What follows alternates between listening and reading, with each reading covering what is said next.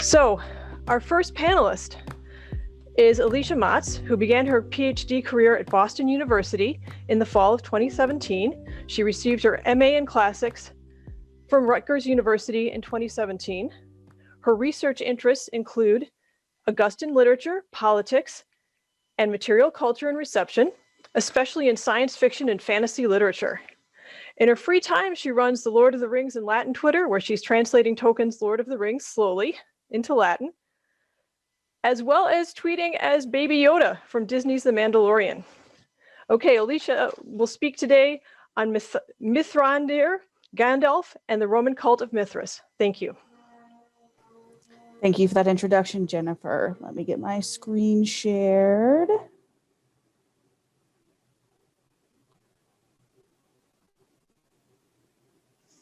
Second, sorry for the delay.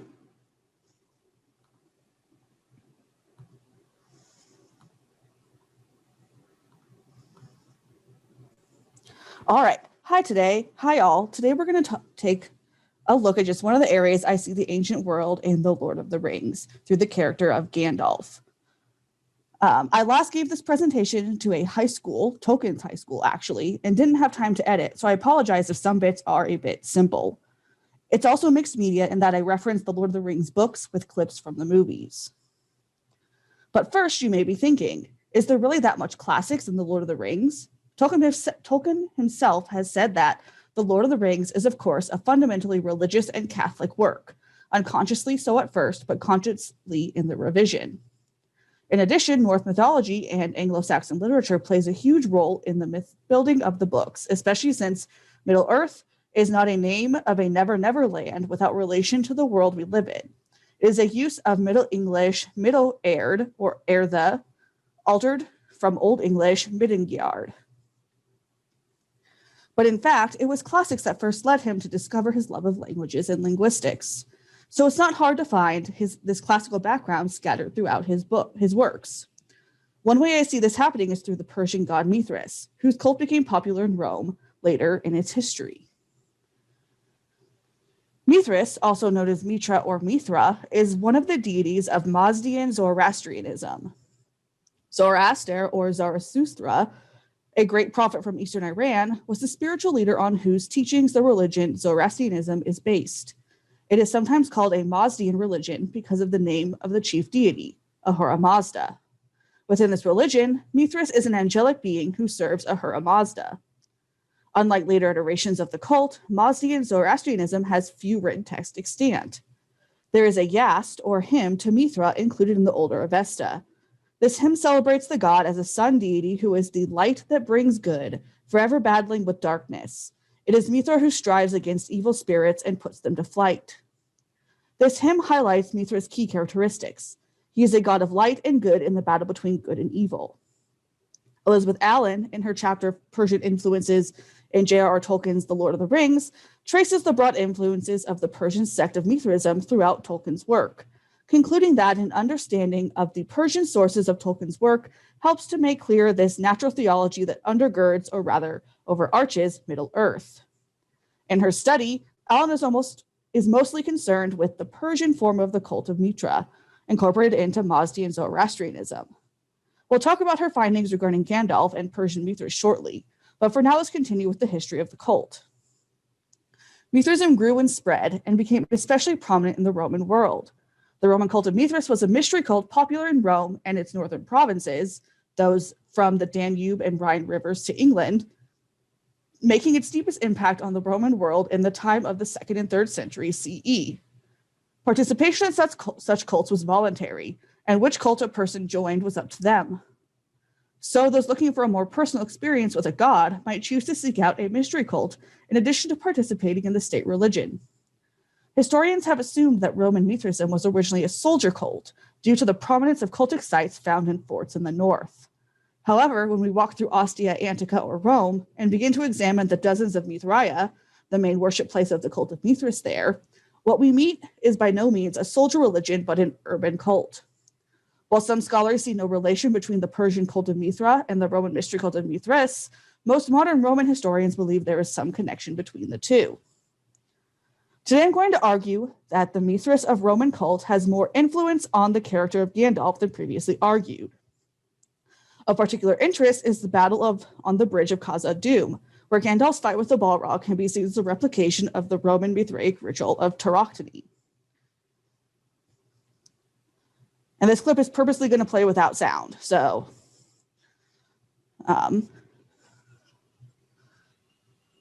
one second.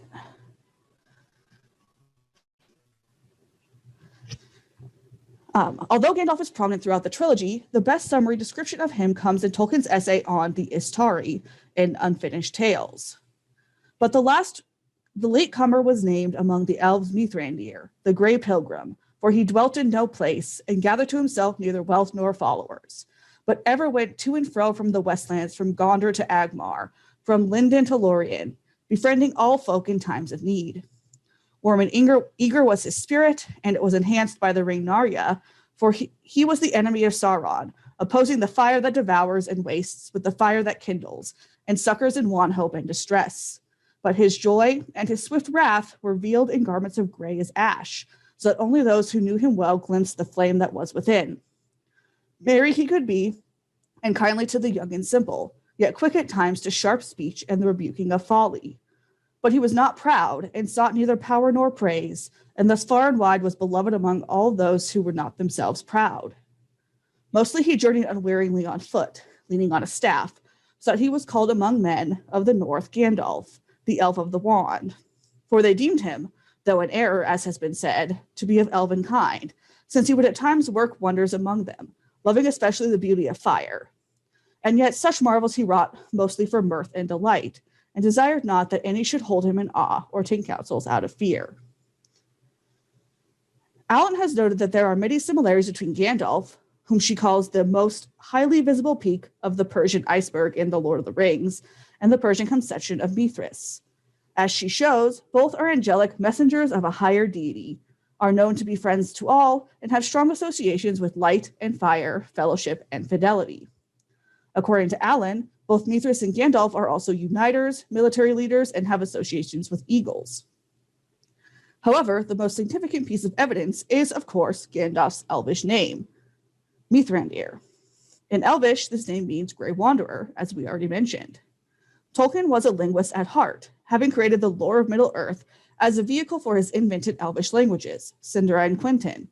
Because language and philology played such a large role in the creation of the narrative of The Lord of the Rings, the etymological roots for these fictional languages are not going to be happenstance. However, the connection goes beyond just name and beyond the Persian religion. Turning to Rome, Gandalf most resembles Roman Mithras beyond his name in his death and transformation. One of the most important myths of the cult of Mithras is that of the Tauroctony, the killing of the bull. Little is known about this rite, since we have no written sources about it. From interpretations of depictions, like the ones you can see on your screen, we can tell that Mithras killed the bull and was reborn. What is notable about this aspect of the cult is that there is no known Iranian myth in which Mithra has anything to do with killing a bull, meaning that this act of bull slaying is a purely Roman addition to the cult. The importance of this ritual act to the practitioners of this mystery cult is clear in the iconography of the cult, as it was so canonical that it could not fail to be present in any Mithraeum.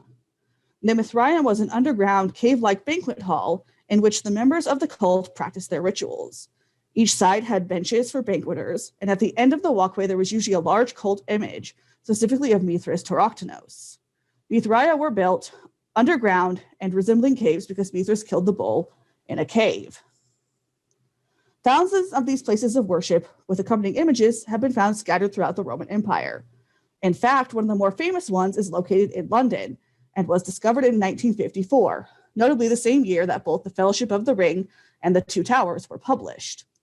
While none of his published notes and letters explicitly state that Tolkien himself visited the site, widespread media coverage of the discoveries captured the imagination of the public. And that's a quote from the Mithraeum's website. Mithras' story of struggle and victory against the bull is echoed in Gandalf's battle with the Balrog. Gandalf does not make it out of Moria after the battle with the Balrog on the bridge of Khazad-dûm.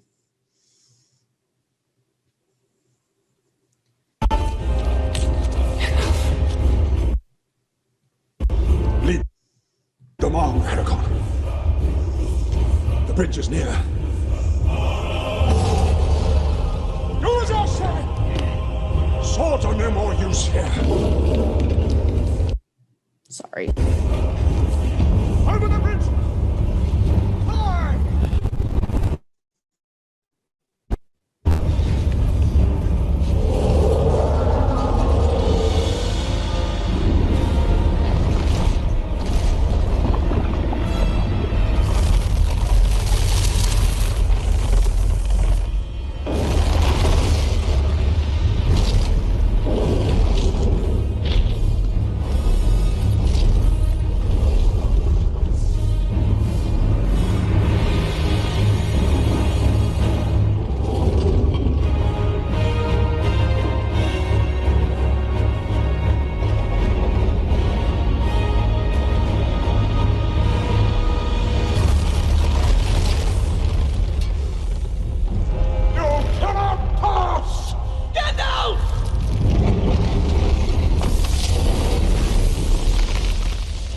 Certain to the secret fire, wielder of the flame of Arnor. The dark fire will not avail you, flame of Udun!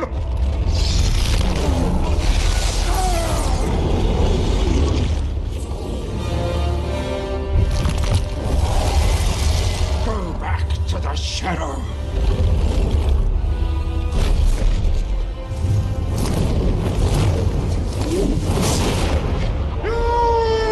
Shall not pass!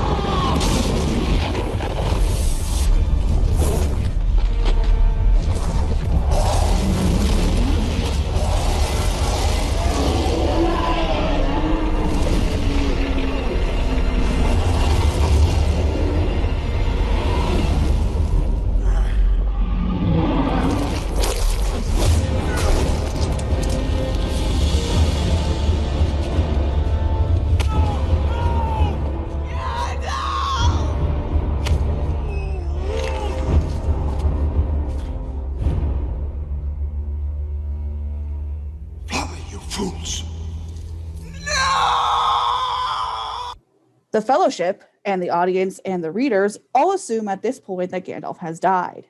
However, this is not the case. He is not dead and is able to speak of his struggles to Aragorn, Gimli, and Legolas in The Two Towers. Aragorn nad noennas.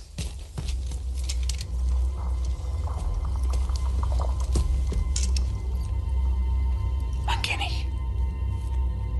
The White Wizard approaches.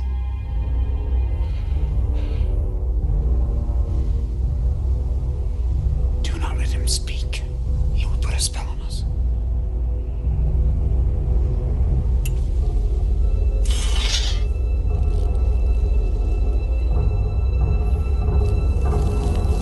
We must be quick.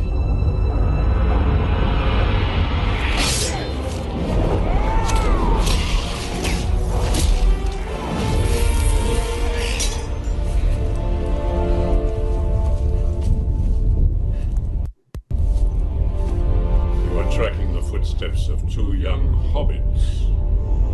Where are they? They passed this way the day before yesterday. They met someone they did not expect. Does that comfort you? Who are you? Show yourself!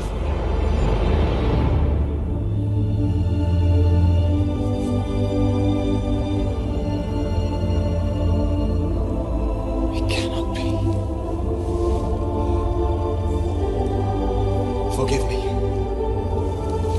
I mistook you for Saruman. I am Saruman. Rather Saruman as he should have been. You fell. Through fire and water. From the lowest dungeon to the highest peak, I fought in the Balrog of Morgoth.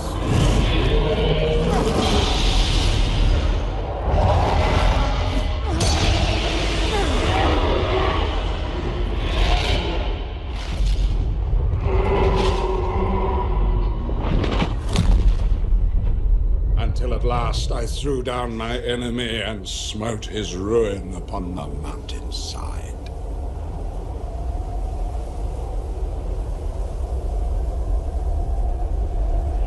Darkness took me, and I strayed out of thought and time.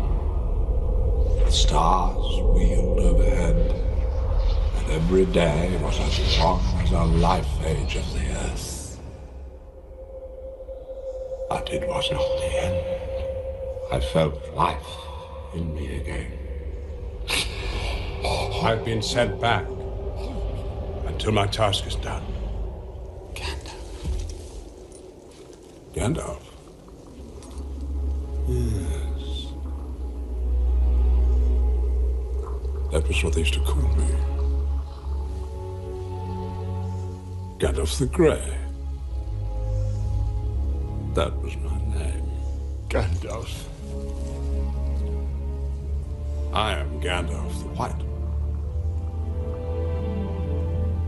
And I come back to... There are many points of contact between Gandalf's narrative of his struggle with the Balrog, given by Gandalf in the Two Towers, and the mythic narrative of Mithras' struggle with the bull described earlier. The first similarity is that both fights take place in a cave. Mithras is in the bull's cave, and Gandalf's far under the living earths in the depths of the mines of Moria. This then leads to a chase for both Mithras and Gandalf, who pursued him, the Balrog, clutching at his heel. Therefore, just like Mithras, Mithrandir struggled in a cave with the creature and defeated it after long pursuit. But can a Balrog be parallel to a bull? The description of a Balrog in The Lord of the Rings seems intentionally vague. In The Fellowship of the Ring, the Balrog is described as a dark form of man-shape maybe yet greater. Yet this creature has some animalistic traits, including a streaming mane and a tail. The name Balrog does sound superficially similar to the word bull, but they are not linked etymologically. The Elvish word Balrog itself means fire demon, according to Tolkien, and is derived from Old English Bealuwerog, or Bealubroga, which comes from Old English Bealu evil, and Wearg, which means felon or outlaw. Similarities between the Balrog and another figure from Greco-Roman mythology, the Minotaur, might provide helpful parallels. Described as a half-man, half-bull, or described as a half-man bull and a half-bull man by Ovid, this ambiguous figure is similar to the Balrog in that neither is easily described. Early depictions of the Minotaur in Greek art reflect this ambiguity, since they indicate that the Minotaur was thought of as a man-bull hybrid of undetermined shape. The description of the Balrog as of man-shaped but larger, and with a streaming mane, suggests some sort of half-animal, half-man creature as the Minotaur. While the mines of Moria are never described as a labyrinth, the Fellowship has to wander for quite a while in the dark to even reach the Bridge of Khazad-dûm, and Gandalf, when describing his pursuit of the Balrog, describes the deepest delvings of the dwarves as full of dark tunnels. Gandalf's struggle with the Balrog in Khazad-dûm resembles the Tauroctony not only in action, but also in result. Both Gandalf and Mithras are transformed by their experience with their bull-like opponent. When we are first introduced to the wizard, he is described as follows. An old man, he wore a tall pointed blue hat, a long gray coat, and a silver scarf. He had a long white beard and bushy eyebrows that stuck out beyond the brim of his hat. This old man dressed in gray stands in dark contrast to the Gandalf that Aragorn, Gimli, and Legolas meet in Fangorn, the Gandalf that has defeated the Balrog, as we already saw. Gandalf's clothes have changed from gray to white, and same with his hair. Obviously, Gandalf's battle and defeat of the Balrog has affected some sort of transformation upon the wizard. The slaying of the bull was transformative for Mithras as well. Klaus states that the killing of the bull has nothing to do with mere slaughter or destruction, but rather with transfiguration and transformation. Thus, the death of the bull is transformed into life. But this is not the only transformation. We know that the Roman cult of Mithras had different levels of initiation, as seen in this mosaic from the Mithraeum of Philocisimus in Ostia Antica. What is interesting about Gandalf's transformation after defeating the Balrog is that he seems to level up from the penultimate to the final level of initiation. The penultimate initiation level in Mithraism is the Heliodromus, or Sunrunner. In the mosaic at Ostia, it's associated with the torch, the rayed crown, and a whip, the image on the right.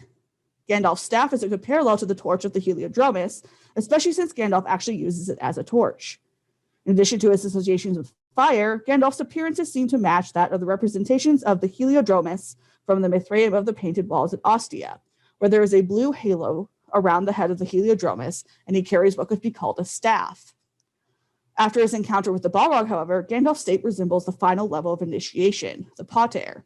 The Pater is symbolized in the Mithraeum of Felicissimius by a Phrygian cap, libation bowl, staff, and sickle, the image on the left. As to the duties of the Pater in the cult, he is the father to his initiates, who call themselves fratres, brothers, and guards over the interests of the community. He is also the Magister Sacrorum, the teacher whose wisdom is symbolized by a ring and a staff. Gandalf the White can also be interpreted as representing this level of initiation, especially as the leader of the Fellowship, and the fact that he carries the ring, Narya, and of course his staff. He is not transformed only into Gandalf the White and leveled up to Pater, but also becomes the earthly incarnation of Mithras. Since Mithras himself wears the Phrygian cap, the Pater can be thus seen as the god's earthly representative. It's especially interesting to note that the revelation of Gandalf the White in the books is first greeted not by shouts of Gandalf, but by Legolas's cry of Mithrandir, Mithrandir. The wizard is called not by his most common name, but by the one that ties him to the deity Mithras. This is not just Legolas the elf using Gandalf's elvish name to greet him. In fact, the number of times he is called Mithrandir increases exponentially after his transformation, most notably when he appears during the Battle of Helm's Deep with light behind him, a clear Mithraic moment. Thank you.